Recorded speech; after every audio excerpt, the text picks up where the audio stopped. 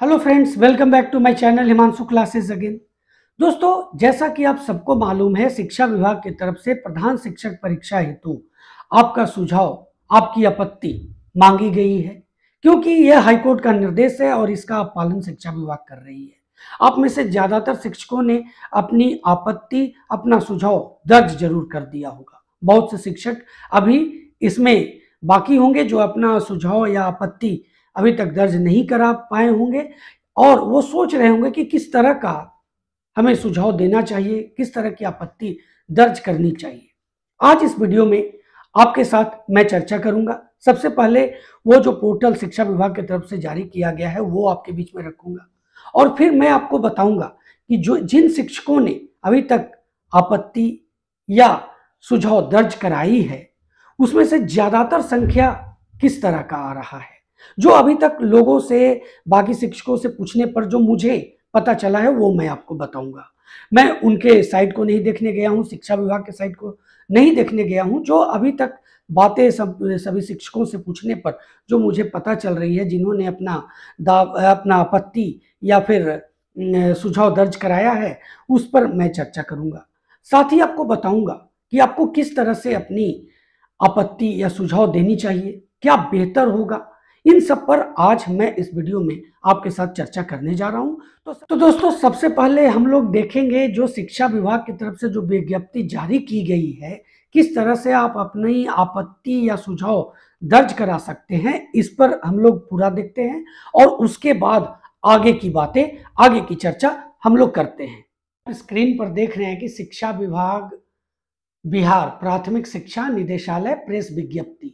आप देखिए कि एतद द्वारा सूचित किया जाता है कि CWJC नंबर 2796/2022 में दिनांक 12/12/2022 को पारित न्यायादेश के आलोक में बिहार राजकीयकृत प्राथमिक विद्यालय प्रधान शिक्षक नियुक्ति, स्थानांतरण एवं सेवा शर्त नियमावली 2021 को प्रारूप मानते हुए उस पर आपत्ति, सुझाव, आमंत्रण हेतु विभागीय वेबसाइट state.bihar.gov.in/education bihar/citizen-home.html पर प्रकाशित की गई है।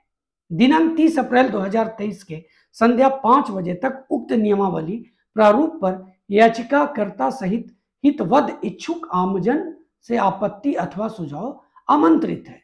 आपत्ति अथवा सुझाव निदेशक प्राथमिक शिक्षा विभाग, विकास भवन, पटना 800015 यानी 800015 को निबंधित डाक, देख लीजिए आप, इस निबंधित डाक, स्पीड पोस्ट, ईमेल आईडी भी दिया हुआ है, primary.2023@gmail.com पर भेज सकते हैं। निर्धारित तिथि एवं समय के बाद प्राप्त सुझाव आपत्ति पर कोई विचार नहीं किया जाएगा।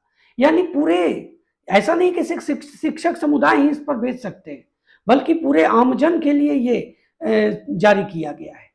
और उक्त सूचना के लिए वेबसाइट भी दिया हुआ है, देखिए state.bihar.gov.in/PRD बिहार पर देखी जा सकती है। अब देखिए यहाँ पर रवि प्रकाश है, निदेशक प्राथमिक शिक्षा, उन्होंने ये प्रेस विज्ञप्ति जारी की है और इसी के आधार पर जो भी चीजें जिस तरह से आप देना चाहते हैं, आप स्पीड पोस्ट, ये निबंधित डाक, रजिस्ट्री करना चाहते हैं, ईमेल आईडी पर अपने सुझाव देना चाहते हैं, आप जिस तरह से देना चाहते हैं आप अपना सुझाव दे सकते हैं, आप अपनी आपत्ति दर्ज करा सकते हैं। तो दोस्तों, आपने देखा कि इस तरह से आप अपने सुझाव अथवा आपत्ति को दर्ज करा सकते हैं। जिन शिक्षकों ने या जिन लोगों ने ये अभी तक नहीं किया है वो कर लें, क्योंकि इसकी अंतिम तारीख 30 अप्रैल है। अब देखिए, प्रश्न ये उठता है कि जो अभी तक जो आपत्ति अथवा सुझाव दिए गए हैं शिक्षा विभाग को, उसमें बहुत से कॉमन बातें सामने आई हैं। अब हर शिक्षक या हर व्यक्ति ऐसा किया है ये मैं नहीं आपको बता रहा हूं, लेकिन जो कॉमन बातें आई हैं वो मैं आपको बता रहा हूं। देखिए क्या है, जिन शिक्षकों के पास बेहतर एक्सपीरियंस है उन्होंने अपने सुझाव में दर्ज कराया है दोस्तों कि इस पूरे प्रधान शिक्षक जो पद है इसको प्रमोशन से भरा जाए। अगर एग्जाम भी लिया जाए तो 50% प्रमोशन और 50% एग्जाम रखा जाए। अब देखिए और क्या बातें आई हैं, इसके सैलरी को लेकर के बातें आई हैं। सैलरी को लेकर के ये बातें आई हैं कि सैलरी क्या है इसका 30,500 और उसके बाद जो अलाउंस होता है। अब इसको अगर देख लिया जाए तो आज जो पुराने जो नियोजित शिक्षक हैं, अगर इसी आधार पर अगर नियमावली बनती है तो कुछ विशेष फर्क होगा नहीं, और इसको लेकर के इन शिक्षकों में इसके प्रति कोई भी आकर्षण नहीं रहेगा। अगर देखा जाए एक आकर्षण के रूप में यही कहा जा सकता है कि राजकर्मी का दर्जा। लेकिन इसमें एक सुझाव आप ये भी दे सकते हैं और बहुत लोगों ने दिया भी है कि इसके स्केल को बढ़ाया जाए। जो स्केल होना चाहिए, एक प्रधान शिक्षक का पद कितनी गरिमा वाला पद होता है, और इसको लेकर के एक स्केल आप सुझाव दे सकते हैं सरकार को कि 9300 से 34,800 का इसका स्केल रखा जाए, और जो ग्रेड पे है वो कम से कम 4800 रखा जाए। बहुत लोगों ने ऐसा किया भी है, उन्हीं के आधार पर मैं आपको बता रहा हूं, और आप इससे हेल्दी भी दे सकते हैं, और या फिर आप अपना एक समझ सकते उससे नीचे भी रख सकते हैं।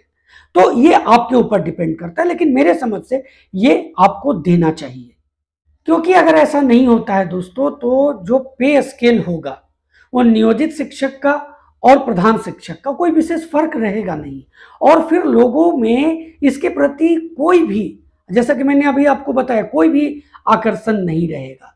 अब देखिए अभी जो प्रधानाध्यापक के पद पर जो आसीन हुए हैं शिक्षक, उनका अभी क्या स्थिति है, उनको अभी जो पेमेंट प्राप्त हो रहा है वो 45,000 से लेकर के 52,000 के लगभग इसी बीच में हो रहा है। सब सिटी ए, सिटी बी, सिटी सी के आधार पर जो अलाउंस होता है उसके आधार पर।